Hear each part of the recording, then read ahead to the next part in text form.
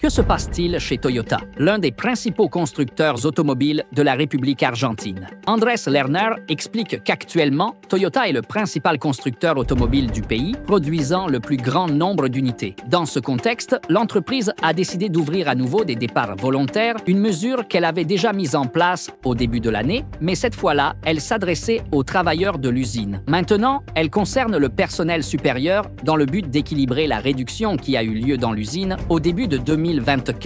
Cette annonce intervient à un moment où l'industrie automobile continue de traverser des difficultés. Les chiffres sont encore négatifs pour le secteur qui est en déclin. Il est important de rappeler que l'industrie automobile est l'un des secteurs industriels les plus importants de la République argentine. C'est ce que reflètent les résultats de ces ventes mondiales, qui ont enregistré une baisse interannuelle de 11,3%, atteignant 9,53 millions de véhicules. Cette baisse a marqué le premier recul interannuel de Toyota depuis 5 ans. La chute a été particulièrement marquée au cours du trimestre d'avril à juin, lorsque l'impact sur la demande mondiale a été le plus perceptible. Jusqu'à présent, Toyota était l'une des rares marques à avoir un dossier totalement impeccable. Cet empire japonais est devenu la marque la moins affectée par la chute des ventes dans le monde entier. Ces voitures d'occasion se vendent à des prix incomparables. Car les acheteurs sont prêts à payer pour la garantie et la fiabilité. Mais aujourd'hui, la nouvelle est tombée. Ils ont baissé les pantalons face au marché oriental en réduisant brutalement les prix de véhicules qui, pour la plupart du monde, sont un luxe total. Mais attention, ce n'est pas la seule marque à faire cela. Par exemple, en France, une Fiat 500 électrique coûte à partir de 32 000 €, tandis qu'en Chine, le prix est d'environ 14 000 €. Un surcoût de 90% est ce que doit payer le consommateur de ce côté du monde, faisant de nous le soutien de cette guerre des prix qui semble à peine commencer. Avant de continuer, si vous êtes ici pour la première fois, bienvenue. Si vous aimez ces vidéos, laissez-moi un like, merci beaucoup. Après des années à travailler sur les voitures à combustion, hybrides et à hydrogène, Toyota voit comment ce pari s'éloigne des préférences des consommateurs. C'est déjà évident en Chine, le plus grand marché automobile mondial, où mois après mois, le constructeur japonais voit ses chiffres de vente chuter. Et avec eux, les objectifs sont réajustés. Cette position a été confirmée lorsqu'il y a quelques semaines, le PDG du Toyota Research Institute, Gil Pratt, a indiqué que la marque n'était pas favorable aux régulations imposant un pari sur une technologie spécifique. Car si les clients ne sont pas intéressés par ce type de véhicule, ils garderont leurs anciennes voitures plus longtemps, ce qui devient contre-productif dans la lutte contre le changement climatique. C'est pourquoi nous pensons qu'il est juste de réduire la quantité de dioxyde de carbone le plus rapidement possible, mais sans dire aux clients ce qu'ils doivent faire. En d'autres termes, arrêter de nous obliger à utiliser des véhicules électriques. Cela les a conduits à retarder leur engagement dans les voitures électriques et à relâcher leur position sur les hybrides rechargeables, au moment même où leur vente explose en Chine.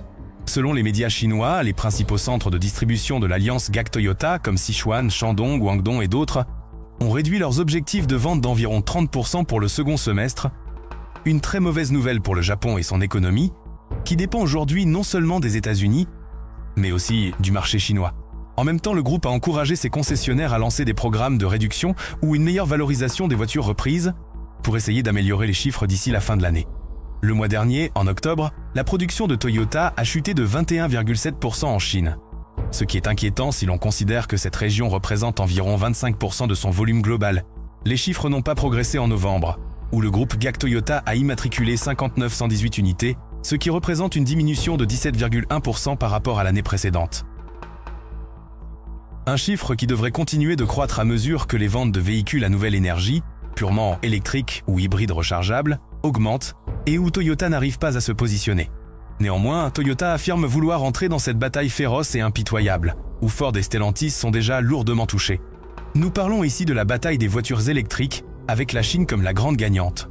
Gil Pratt, le PDG du Toyota Research Institute, a accordé une interview dans laquelle il a confirmé le changement de stratégie du géant japonais, qui après des années centrées sur les hybrides et la pile à hydrogène, pariera désormais aussi sur les voitures électriques à batterie, un secteur dominé par des rivaux comme Tesla ou BYD. Il y a environ 8 ans, l'utilisation de voitures électriques n'était pas viable, mais maintenant cela semble l'être. C'est pourquoi nous avons changé notre stratégie.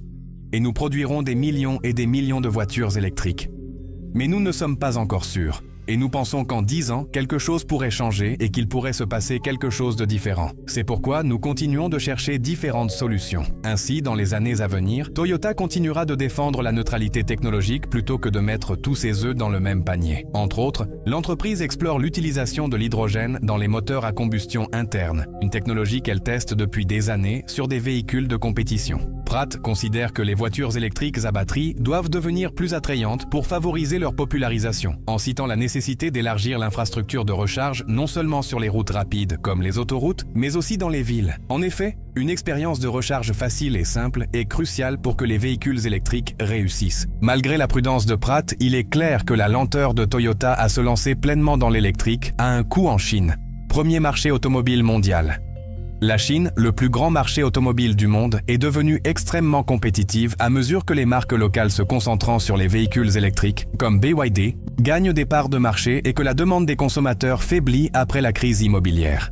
Lors d'une conférence de presse à Tokyo, Yoichi Miyazaki, vice-président exécutif de Toyota, a averti que la concurrence sur les prix pourrait s'intensifier en Chine dans le futur, mais a ajouté que les bénéfices de Toyota dans le pays étaient similaires à ceux de ses rivaux chinois. L'entreprise tente de dépasser la simple question de supporter la concurrence sur les prix, a-t-il dit, en cherchant à créer des voitures plus adaptées aux consommateurs chinois, qui passent beaucoup de temps à se détendre dans leurs véhicules sans forcément les conduire. Les bénéfices en Amérique du Nord ont chuté de 83% durant le trimestre, en raison des rappels de véhicules pour révision et de la suspension de la production des modèles Toyota Grand Highlander et Lexus TX, car les airbags ne répondaient pas aux normes. La filiale de camions et bus de Toyota, Hino, a également engagé des frais liés à un scandale de certification des moteurs.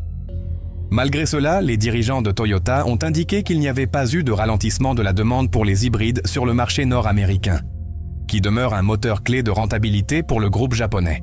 Les ventes de véhicules hybrides, qui sont plus rentables pour Toyota que les véhicules classiques, ont continué à croître de manière constante, atteignant un total record de 524 790 unités en Amérique du Nord, avec des niveaux de stock bas freinant les ventes. Nous n'avons pas remarqué de manière directe de changement dans les activités économiques, a déclaré Miyazaki. Voitures hybrides sont extrêmement populaires. Maintenant, amis, pourquoi affirmons-nous que Toyota a baissé ses pantalons devant la Chine? La réponse est simple, guerre des prix. Toyota continue de pousser sur les vis du BZ4X, sa première voiture 100% électrique, qui ne rencontre pas vraiment de succès dans les marchés où elle est proposée.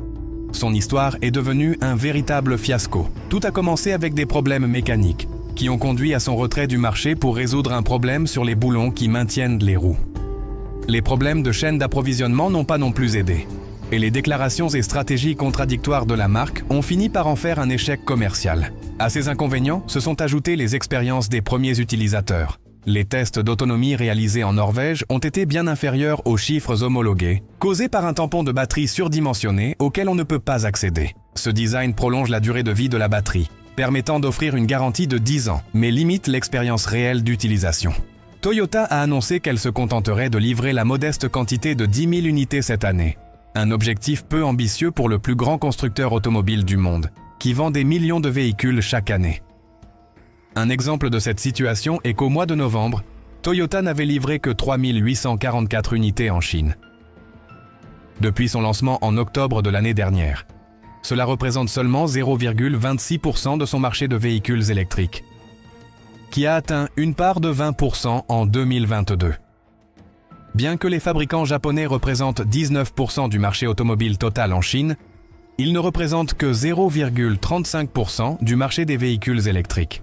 Dans ce contexte difficile, Toyota a ressenti le besoin de stimuler ses ventes en réduisant les prix, ce qui est probablement sa réponse à la baisse des prix de Tesla en janvier. Un mouvement qui a stimulé les ventes et mis ses concurrents sous pression. Les réductions de prix annoncées ne sont pas négligeables, puisqu'elles représentent une baisse de 15% par rapport au prix d'origine. Le Toyota BZ4X de base coûtait 199 800 yuan en octobre 2022, soit 27 300 €.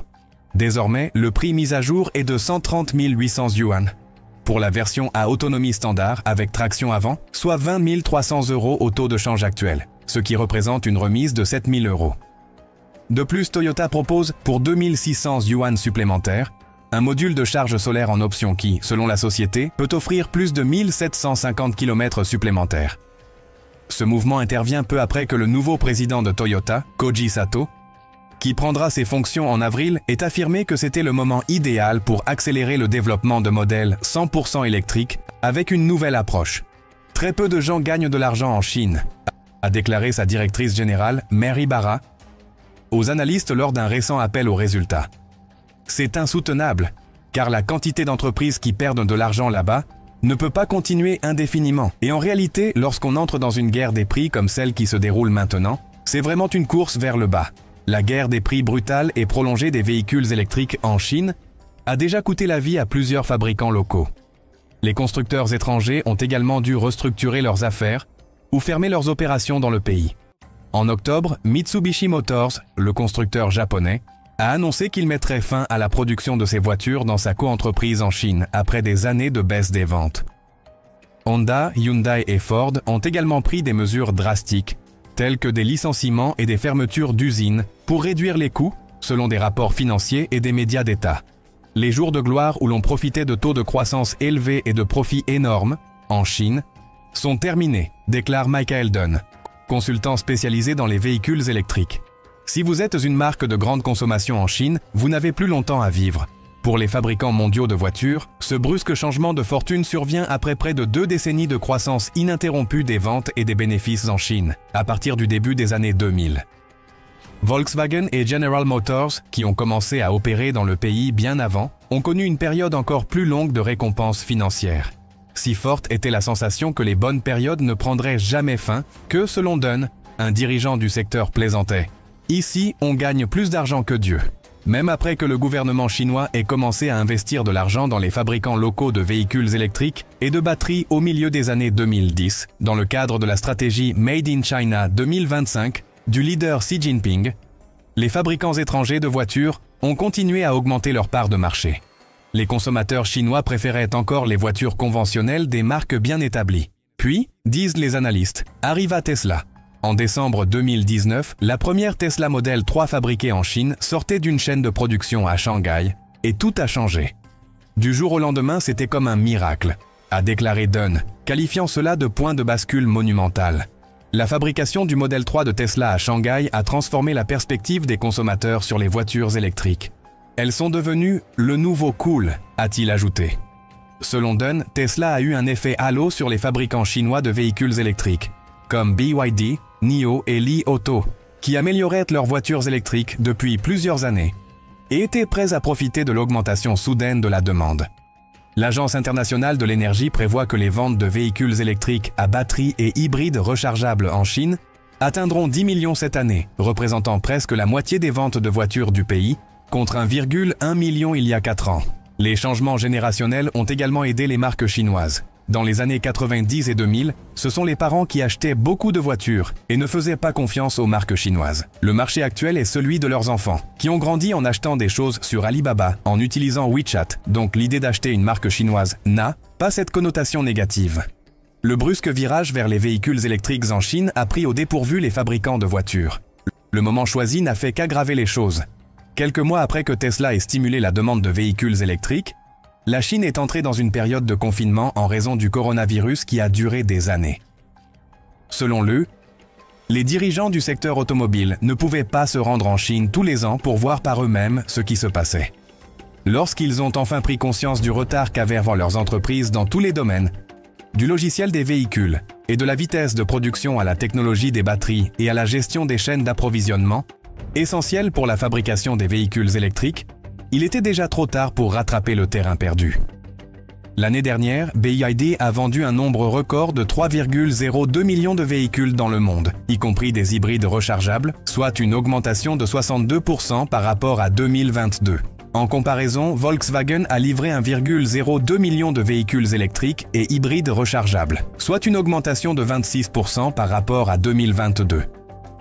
Tesla, de son côté, qui fabrique uniquement des voitures entièrement électriques, a vendu 1 800 000 véhicules. Les fabricants mondiaux de voitures ont été pris au dépourvu par les véhicules électriques, endormis par des années de succès dans la vente de voitures à essence, a écrit Dunn dans une lettre d'information récente. Presque toutes les marques non chinoises sont choquées de voir leur part de marché disparaître.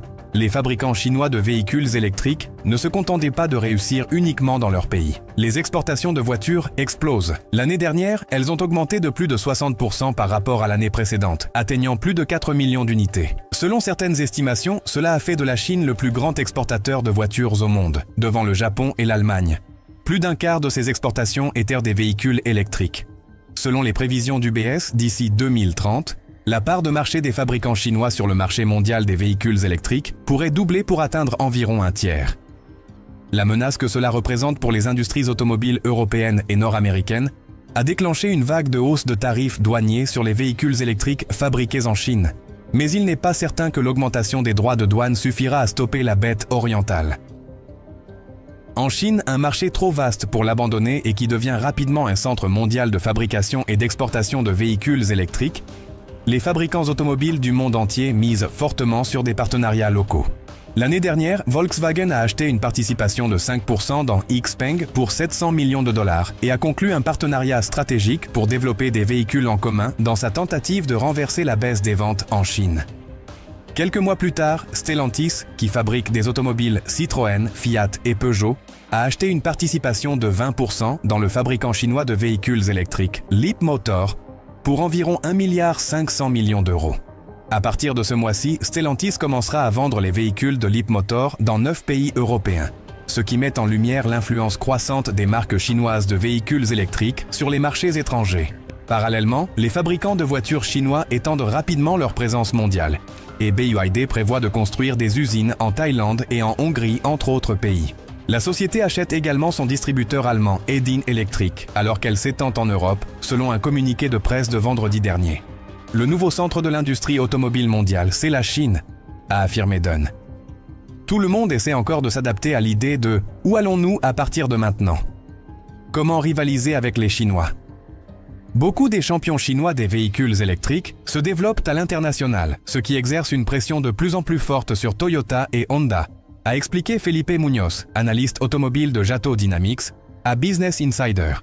La véritable bataille se déroule sur les marchés émergents. Et c'est exactement là que les fabricants japonais souffrent le plus, a noté Muñoz, faisant référence à l'expansion rapide de BYD en Asie du Sud-Est et en Amérique latine. Les fabricants japonais ont une forte présence en Asie du Sud-Est. Et l'Asie du Sud-Est est actuellement un marché clé pour les voitures chinoises, a-t-il déclaré. Les fabricants de voitures japonais ont adopté une approche prudente dans la transition vers les véhicules électriques en se concentrant sur les hybrides. Cette approche a porté ses fruits, car la demande de véhicules électriques a ralenti, et Toyota a enregistré des bénéfices exceptionnels grâce aux fortes ventes d'hybrides aux États-Unis au début de cette année. Cependant, Muñoz a souligné que, bien que la stratégie de privilégier les hybrides ait pu fonctionner aux États-Unis et en Europe, elle a créé des problèmes pour les constructeurs automobiles japonais en Chine, les laissant sans une gamme solide de véhicules électriques capables de rivaliser avec les offres locales qui peuvent coûter moins de 8 000 $. La Chine se tourne définitivement vers les voitures électriques, et cela laisse de côté tous les constructeurs automobiles qui ne sont pas compétitifs avec leurs modèles électriques, a affirmé Muñoz. De plus, il ajoute que Toyota, Honda et Nissan risquent de dépendre trop des marchés américains et européens, qui connaissent un ralentissement de leur croissance, tout en perdant des parts de marché dans des marchés en expansion comme la Chine. Après tout, la stratégie hybride a fonctionné au Japon, elle a fonctionné aux États-Unis et elle a très bien fonctionné en Europe. Mais ce n'est pas le cas en Chine, a-t-il ajouté. Il y a des signes indiquant que les géants de l'automobile japonais changent de stratégie. Nissan a promis d'accélérer l'introduction de nouveaux véhicules électriques en Chine et de hybrides aux États-Unis, tandis que Toyota prévoit d'élargir sa production en Chine pour rivaliser avec les entreprises locales. Un porte-parole de Nissan a déclaré à Business Insider que l'entreprise prenait des mesures pour répondre aux besoins du marché et des clients, notamment l'introduction de nouveaux produits. Il a ajouté que les États-Unis restaient un marché prioritaire pour Nissan et que l'entreprise attendait une augmentation des ventes de nouveaux modèles. Les actions du constructeur automobile ont bondi mardi après l'annonce que l'investisseur activiste Effissimo Capital Management avait acquis une participation de 2,5% dans l'entreprise. Il est probable que les constructeurs automobiles japonais seront confrontés à de nouveaux défis dans les années à venir, surtout après la victoire de Donald Trump aux élections présidentielles américaines ce mois-ci. Le vice-président exécutif de Honda, Shinji Aoyama, a averti mercredi lors d'une conférence sur les résultats que les droits de douane proposés par Trump sur les véhicules importés du Mexique pourraient avoir un impact majeur sur les constructeurs automobiles japonais, dont beaucoup ont des usines dans le pays. Honda n'a pas répondu à une demande de commentaires. Ainsi, mes amis et les rares amis que nous avons, nous arrivons à la fin de cette vidéo. J'espère que cela vous a plu. Un très gros câlin à tous, au revoir. Ah, et avant que j'oublie, si tu veux que nous améliorions la qualité et la quantité du contenu, je t'invite à rejoindre en tant que membre de la chaîne pour une petite cotisation mensuelle. Merci beaucoup, à la prochaine vidéo.